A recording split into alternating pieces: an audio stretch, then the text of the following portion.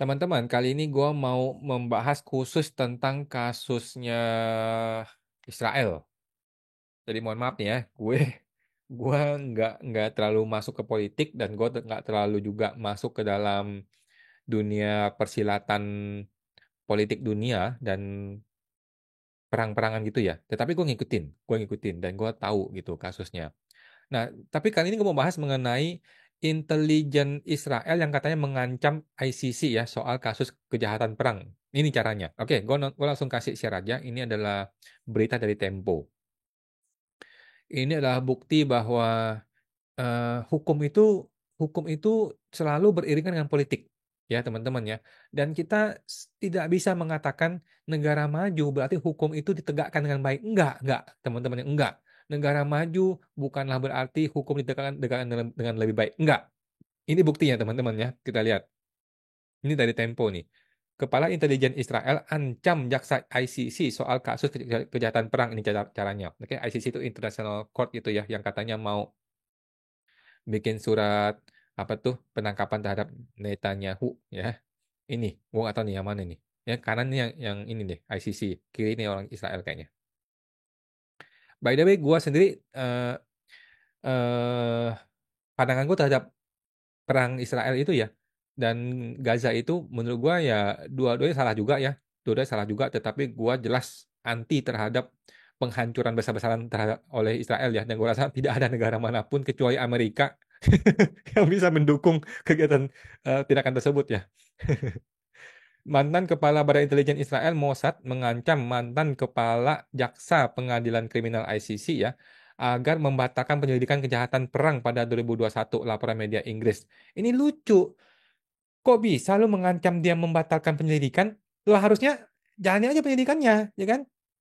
Kalau emang ada penyelidikan, silakan dijalankan, kita buktikan di pengadilan kan begitu. Tetapi ini kan pengadilannya belum dilaksanakan, dia sudah mau ancam, mau batalkan. Ini kan perilaku nggak benar ya. Gue mau bilang bangsat, tapi nggak enak gitu ya, orang hukum ya.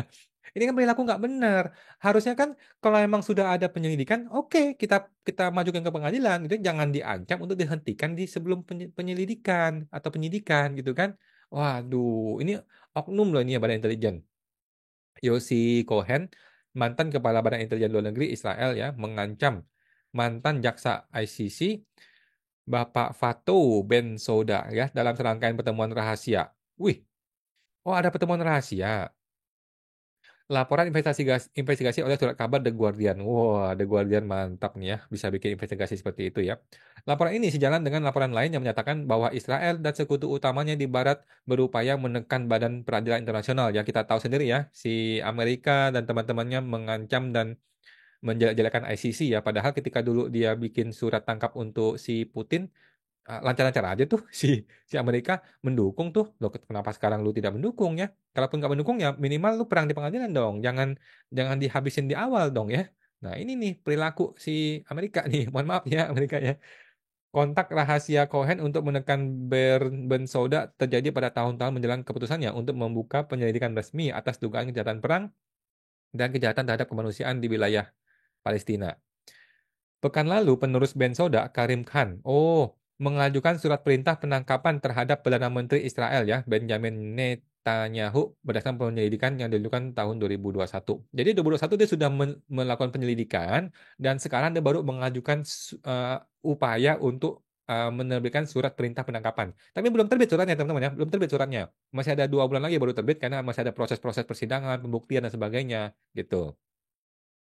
Nah, Bapak Khan ini mengumumkan bahwa kantornya memiliki alasan yang masuk akal untuk meyakini bahwa Perdana Menteri Israel dan Menteri Pertahanannya memikul tanggung jawab pidana atas kejahatan perang dan kejahatan terhadap kemanusiaan. Ini udah terang benderang, nggak perlu nggak perlu disidang. Tinggal lu mau apa enggak itu hakimnya. Salah satu individu yang diberi penjelasan tentang aktivitas Cohen mengatakan dia telah menggunakan taktik tercela terhadap Bensouda sebagai bagian dari upaya yang pada akhirnya untuk mengintimidasi dan mempengaruhinya. Oke.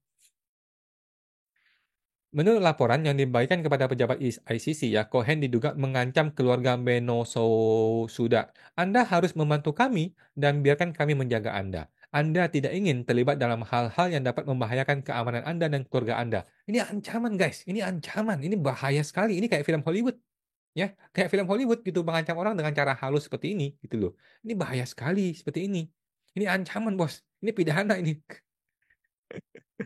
Kan juga mengajukan surat perintah penangkapan terhadap 3 pimpinan Hamas juga ya. Jadi dia juga cukup fair lah ya, nggak cuma Israel, tapi Hamas juga mau ditangkap. Israel bukan anggota ICC ya dan tidak mengakui yurisdiksinya. Israel juga menghadapi tuntutan genosida di Mahkamah Internasional ya, ICJ ya. Pengadilan tertinggi PBB ya, International Court of Genosida atau apa gitu ya. Yang seperti ICC bermarkas di Den Haag. Para ahli percaya bahwa dakwaan ICC semakin melemahkan legitimasi perang Israel di Gaza dan mempersulit hubungan luar negeri kali ya Israel dengan sekutu Eropa yang menjadi anggota Statuta Roma ya yang menjadi dasar dari ICC. Namun Amerika, lagi-lagi nih ya Amerika Serikat ya yang selalu punya standar ganda ya. Sekutu utama Israel diyakini melindungi pemerintah Israel dari konsekuensi pelanggaran hukum internasional. Presiden Joe Biden menyebut tindakan Khan terhadap pejabat Israel keterlaluan katanya. Loh kok keterlaluan? Nanti dong dibuktikan di pengadilan dong ya Pak Joe. Om Joe ya.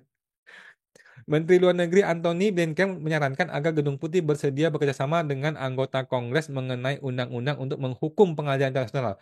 Jadi ini pengadilan internasional belum bikin keputusan, belum bikin surat, sudah mau dihukum sama Joe Biden. Gila nggak lu? Segitu powerfulnya ini orang, segitu segitu berstandar ganda ini orang Amerika ini. Mohon maaf nih Pak Amerika ya. Tetapi begitu kenyataannya, gitu loh.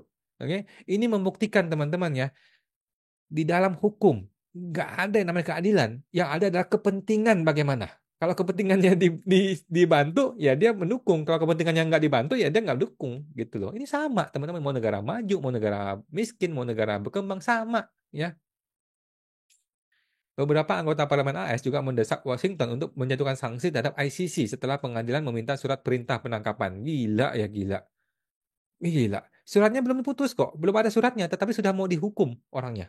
ICC-nya. Supaya apa? Supaya nggak terbit suratnya. Ini namanya pembungkaman sebelum orang bertindak gitu kan.